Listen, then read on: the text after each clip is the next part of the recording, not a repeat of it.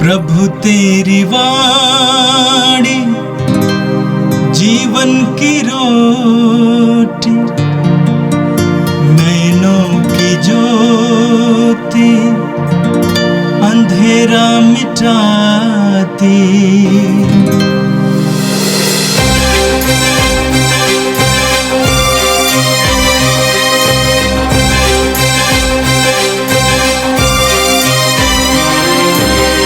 प्रभु तेरी वाणी जीवन की रोटी, नैनों की ज्योति अंधेरा मिटाती। प्रभु तेरी वाणी जीवन की रोटी, नैनों की ज्योति अंधेरा मिटाती। वाणी वाणी वाणी वाणी वाणी पवित्र है, शाश्वत है, जीवन का मन्ना है। 11 अगस्त सोमवार। पहला पाठ विधि विवरण ग्रंथ अध्याय 10 वचन संख्या 12 से 22। मूसा ने लोगों से कहा, हे इस्राएल, तुम्हारा प्रभु ईश्वर तुमसे क्या चाहता है? वह यही चाहता है कि तुम अपने प्रभु ईश्वर पर श्रद्धा रखो, उसके सब मार्गों पर चलते रहो, उसे प्यार करो सारे हृदय और सारी आत्मा से। अपने प्रभु ईश्वर की सेवा करो और प्रभु के उन सब आदेशों तथा नियमों का पालन करो जिससे मैं आज तुम्हारे कल्याण के लिए तुम्हारे सामने रख रहा हूँ। आकाश, सर्वोच्च आकाश, पृथ्वी और जो कुछ उसमें है, यह सब तुम्हारे प्रभु ईश्वर का है।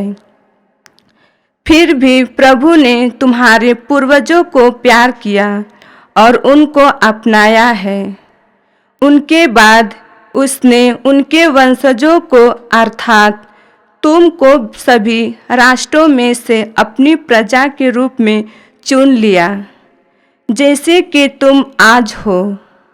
अपने हृदयों का खतना करो और हठधर्मी मत बने रहो, क्योंकि तुम्हारा प्रभु ईश्वर ईश्वरों का ईश्वर तथा प्रभुओं का प्रभु है। वह महान, शक्तिशाली तथा भीषण ईश्वर है। वह पक्षपात नहीं करता और घूस नहीं लेता। वह अनाथ तथा विधवा को न्याय दिलाता है। वह परदेशी को प्यार करता और उसे भोजन वस्त्र प्रदान करता है। तुम परदेशी को प्यार करो, क्योंकि तुम लोग भी मिस्र में परदेशी थे। तुम अपने प्रभु ईश्वर पर श्रद्धा रखोगे, उसकी सेवा करोगे, उससे जुड़े रहोगे और उसके नाम की शपथ लोगे। तुमको उसकी स्तुति करनी चाहिए, वह तुम्हारा ईश्वर है। उसने तुम्हारी आँखों के सामने तुम्हारे लिए महान तथा विस्मयकारी कार्य संपन्न किया है। जब तुम्हारे पूर्वज मिस्र में आए तो उसकी संख्या 70 ही थी, और जब तुम्हारे प्रभु ईश्वर ने तुम लोगों को आकाश के तारों की तरह असंख्य बना दिया है। यह प्रभु की वाणी है। संत मत्ती के अनुसार पवित्र सुसमाचार अध्याय 17 वाक्य 22 से 27 तक। जब वे गलीलिया में साथ साथ घूमते थे तो ईसा ने अपने शिष्यों से कहा, मानव पुत्र मनुष्यों के हवाले कर दिया जाएगा, वे उसे मार डालेंगे और वो तीसरे दिन जी उठेगा। यह सुनकर शिष्यों को बहुत दुख हुआ। जब वे कफरनाहूम आए थे तो मंदिर का कर उगाहने वालों ने पेतरुस के पास आकर पूछा, क्या तुम्हारे गुरु मंदिर का कर नहीं देते? उसने उत्तर दिया, देते हैं। जब पेतरुस घर पहुंचा तो उसके कुछ कहने से पहले ही ईसा ने पूछा, सीमोन, तुम्हारा क्या विचार है? दुनिया के राजा किन लोगों से चुंगी या कर लेते हैं, अपने ही पुत्रों से या परायों से? पेतरुस ने उत्तर दिया, परायों से। इस पर ईसा ने उससे कहा, तब तो पुत्र कर से मुक्त है। फिर भी हम उन लोगों को बुरा उदाहरण ना दें, इसलिए तुम समुद्र के किनारे जाकर बंसी डालो।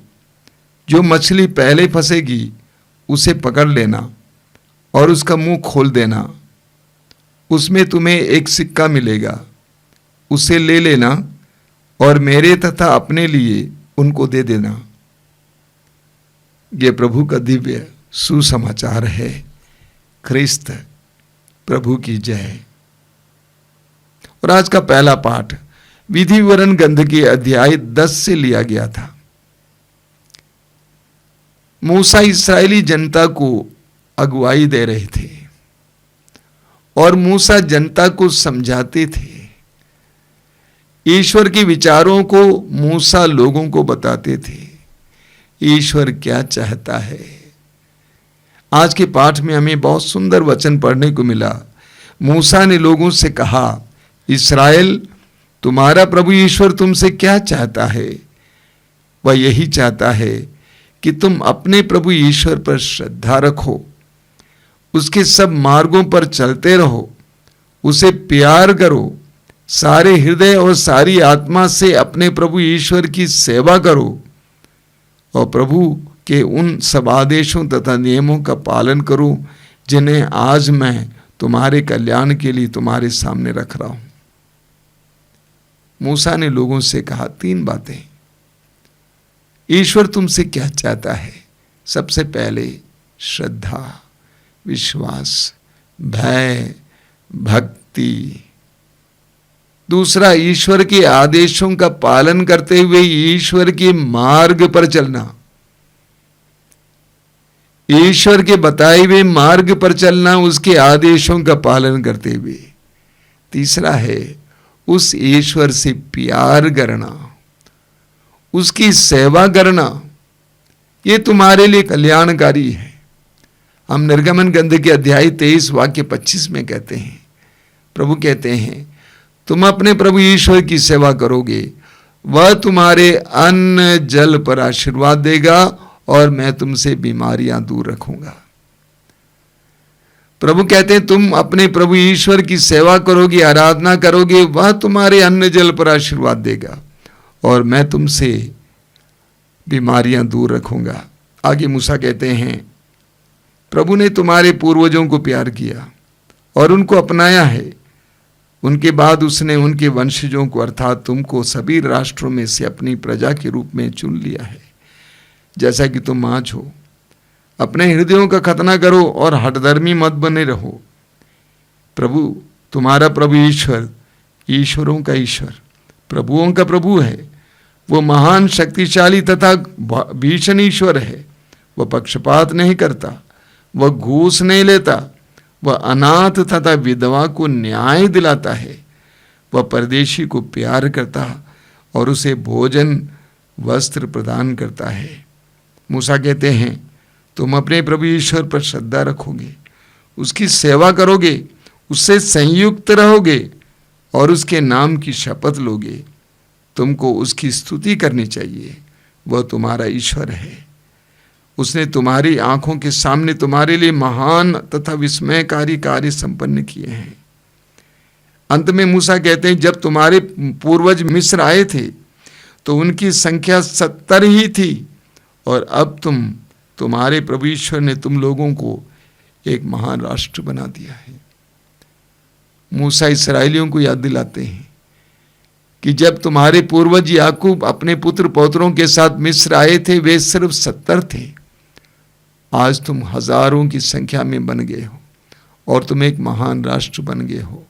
इसीलिए ईश्वर की सेवा करो, वही एकमात्र ईश्वर है, उसके लिए समर्पित हो जाओ। मूसा के सारे शब्द आज हमारे लिए भी हैं। हम विश्वासियों को, हम मसीहियों को भी यही करना है कि प्रभु के लिए अपने आप को समर्पित करना, प्रभु पर श्रद्धा रखना, विश्वास करना, प्रभु के आदेशों का पालन करना, प्रभु के मार्ग पर चलना, सारे हृदय से प्रभु को प्यार करना, उसकी सेवा करना, उसके लिए समर्पित हो जाना, प्रभु हमें संरक्षण देंगे, प्रभु हमारी सुरक्षा देखेंगे, हमें आगे ले चलेंगे। आज का सुसमाचार संत मत्ती के सुसमाचार की अध्याय 17 से लिया गया था।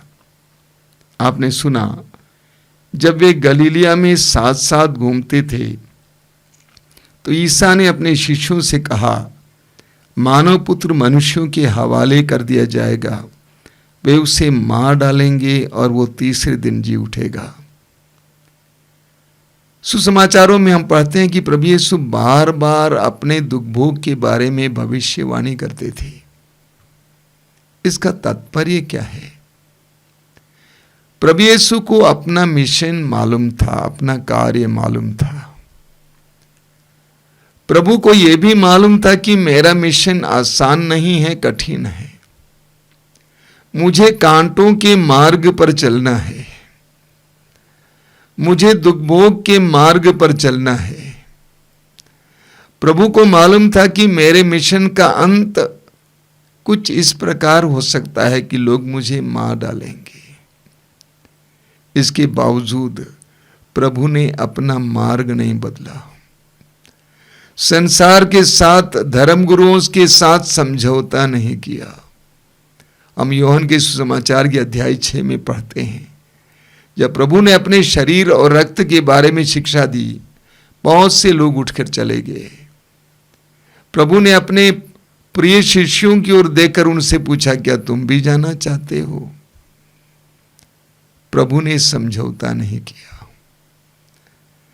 प्रभु ने अपने मिशन में समझौता नहीं किया। उनको मालूम था कि उनको दुख भोगना होगा, उनको मार डाला जाना होगा, तब भी वे ईश्वर के प्रति समर्पित थे, अपने मिशन के प्रति समर्पित थे। ये भविष्यवाणी यही बताती है। सुसमाचार में आगे हम पढ़ते हैं, जब वे कफरनाहूम आए थे तो मंदिर का कर उगाहने वालों ने पेतरुस से आकर पूछा, क्या तुम्हारे गुरु मंदिर का कर नहीं देते? उसने उत्तर दिया, देते हैं।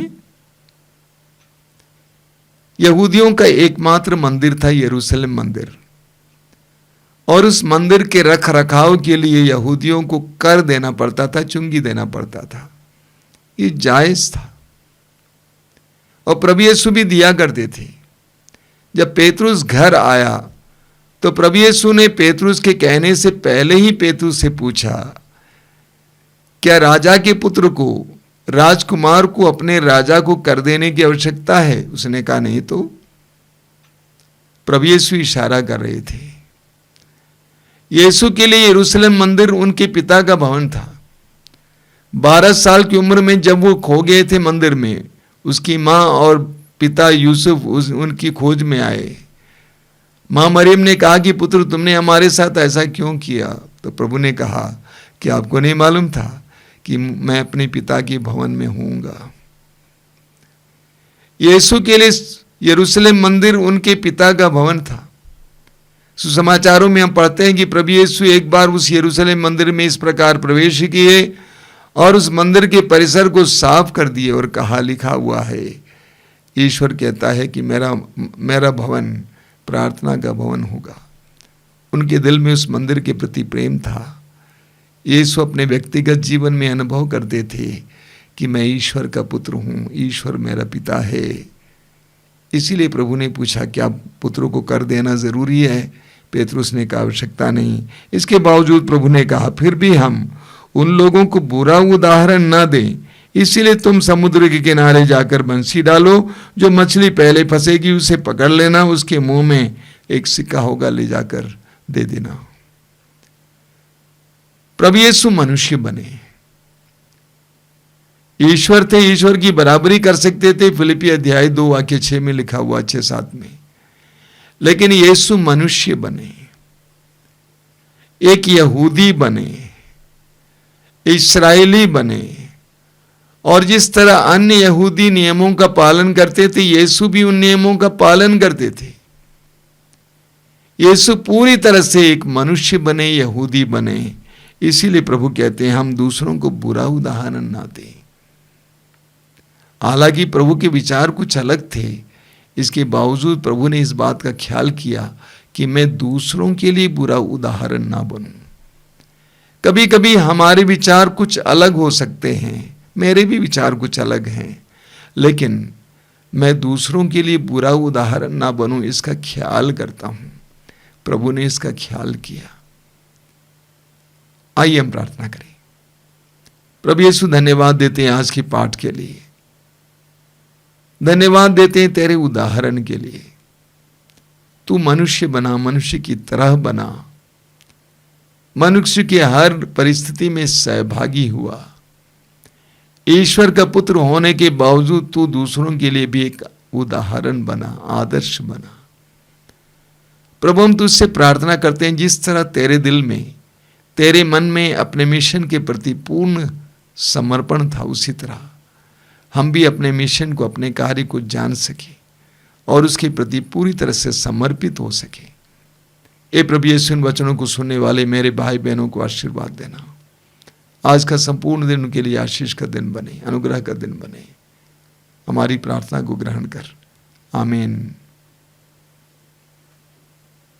प्रभु तेरी वाणी जीवन की रोटी, नैनों की ज्योति अंधेरा मिटाती। वाणी वाणी वाणी वाणी वाणी पवित्र है, शाश्वत है जीवन का मन्ना।